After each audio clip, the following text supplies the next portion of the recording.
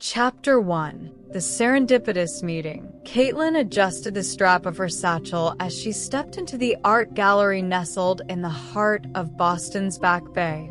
It wasn't her usual Saturday night scene, but her best friend insisted she needed to get out there. Daniel, leaning casually against the brick wall near an abstract sculpture, sipped from a glass of red wine. His dark blazer contrasted perfectly against his crisp white shirt. His gaze was focused on a painting until he noticed her. For a moment, the world felt quieter. Caitlyn's fiery auburn hair, her confident yet graceful presence, caught Daniel entirely off guard. She noticed him noticing and smiled. "Do you understand this painting? Or are you pretending like I am?" Caitlyn teased as she stood next to him. Daniel chuckled. "Absolutely pretending. But I'd gladly pretend longer if you keep standing here." Chapter 2. Electric Conversations. They drifted from one piece of art to another, their banter effortless. Daniel, a successful architect, found himself captivated not just by her beauty, but by Caitlyn's sharp wit. She was a writer for a local magazine, free-spirited and fiercely independent. As the evening grew deeper, so did their conversation.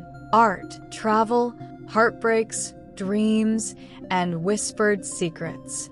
The tension between them was undeniable, each brush of a hand or glance lasting just a second too long. Chapter 3. Rain and Rooftops. When the gallery closed, neither wanted the night to end. Daniel suggested a walk, but Boston's sky had other plans. Rain started falling in heavy drops. Laughing, they dashed to his apartment nearby, breathless, soaked, but exhilarated. As they stepped inside, the city's skyline through his floor-to-ceiling windows became their backdrop. Caitlyn pulled off her damp jacket, her dress clinging slightly to her skin. Daniel swallowed, tension thickening. "Let me grab you something dry," he offered, but his voice hinted that neither of them really cared about getting dry. Chapter 4. Closer. He handed her one of his oversized shirts. Their fingers touched. Neither moved away. "Caitlyn," he murmured. She stood on her toes, pressing her lips to his. What began as soft curiosity became hunger. His hands tangled in her hair, hers pressed against his chest. Buttons were fumbled, fabric slipped away, revealing skin warmed by the flush of desire. Their kiss deepened as he guided her gently toward the couch, both surrendering to the fire that had been smoldering since the moment they met. Chapter 5. A Night of Discovery. The night unfolded in waves of tenderness and raw passion. They explored each other's bodies like artists learning every curve of a masterpiece. Gasps and sighs filled the space between hurried kisses. But it wasn't just physical. It was the way Daniel traced her collarbone like memorizing poetry, or how Caitlyn's fingertips lingered at his jawline, committing him to memory. Wrapped in sheets, they lay tangled together as the rain continued its gentle rhythm against the glass. Chapter 6. Morning After. Sunlight streamed through the windows, dancing across Caitlyn's bare shoulder. Daniel, still half asleep, tightened his arms around her. "Good morning," he whispered against her skin. "Morning," she smiled, turning to face him. For a moment, there were no worries about what came next. Only warmth, laughter, and lazy kisses that led to round 2, slower, more intimate, filled with soft moans and whispered names. Chapter 7. Reality Knocks. As the days turned into weeks, their connection only deepened. Dinners, walks through Boston Commons, late-night jazz clubs, and sunrises over the Charles River. But life rarely stays simple. Caitlyn was offered an international writing assignment, 3 months in Europe, the opportunity of a lifetime. Daniel's architecture firm also presented him with a major project, one that could make or break his career, requiring every ounce of focus. Chapter 8. The Choice. They sat at their favorite coffee shop, silent. "I don't want to lose this thus," Caitlyn confessed, fingers nervously circling her coffee mug. "Neither do I," Daniel replied, taking her hands in his. "But I also can't ask you to give up your dream." "Then what do we do?" His thumb stroked over her knuckles. "We figure it out, together." Chapter 8. The Choice. They sat at their favorite coffee shop, silent. "I don't want to lose this thus," Caitlyn confessed, fingers nervously circling her coffee mug. "Neither do I," Daniel replied, taking her hands in his. "But I also can't ask you to give up your dream." "Then what do we do?" His thumb stroked over her knuckles. "We figure it out, together." Chapter 9. One more night. Before Caitlyn's flight, Daniel planned one last evening. A rooftop dinner overlooking the harbor, fairy lights strung between beams, soft jazz floating through the air. Their hands never left each other's. Every glance was heavier, every kiss deeper. That night was different. Not frantic, but reverent. As though their bodies were trying to imprint every sensation before the distance separated them. Chapter 10. Goodbye. For now. At the airport, the goodbye was filled with promises. 3 months, Daniel whispered, cupping her face. "Then you come back to me." "I will," she vowed, kissing him one last time. "I'm yours." As Caitlyn walked through the gates, both knew this wasn't an end. It was a new chapter in a story that neither of them wanted to close. Chapter 11. Midnight Calls. The time difference between Boston and Paris was frustrating, but Daniel and Caitlyn made it work. Midnight calls became their lifeline. "Tell me what you're wearing," Daniel teased one evening, his voice low and velvety. Caitlyn laughed, her cheeks flushing, a hotel bathrobe barely tied. The teasing soon became more, their whispered desires crossing oceans. Fingers tracing screens, breaths growing heavier, voices trembling, a different kind of intimacy, but no less electric. Chapter 12. Unspoken Fears. As weeks passed, cracks began to show. Missed calls, deadlines, exhaustion. Caitlyn was thriving in her assignment, meeting fascinating people. Daniel was buried under blueprints and client meeting. A moment of doubt crept in.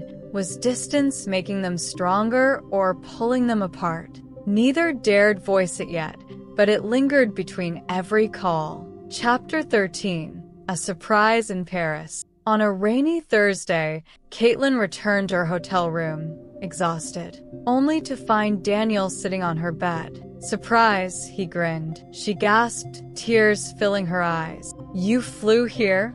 For you?" "Always." The door barely closed before their lips crashed together. Clothes were shed in frantic movements, hands rediscovering every curve, every scar, every perfect imperfection. This wasn't just reunion, it was need, relief, love pouring out through every touch. Chapter 14. Exploring more than the city. The next few days were magic. Days wandering Montmartre, nights tangled in sheep. They explored each other with renewed hunger, playful, adventurous. A silk scarf from a boutique mysteriously found a new use. Blindfolded, Caitlyn surrendered to Daniel's gentle dominance, every whisper, every stroke igniting fireworks. Their laughter mixed with moans as they explored limits and pleasures neither had dared before. Chapter 15. No More Goodbyes. Sitting by the Seine, wrapped in his arms, Caitlyn made a choice. "I don't want to leave you again," she whispered. "What's success if I don't have you to share it with?" Daniel brushed her hair behind her ear. "Move back. Or, let's travel together. Life's too short for distance." They sealed the promise with a kiss, deep, slow, and full of meaning. Chapter 16.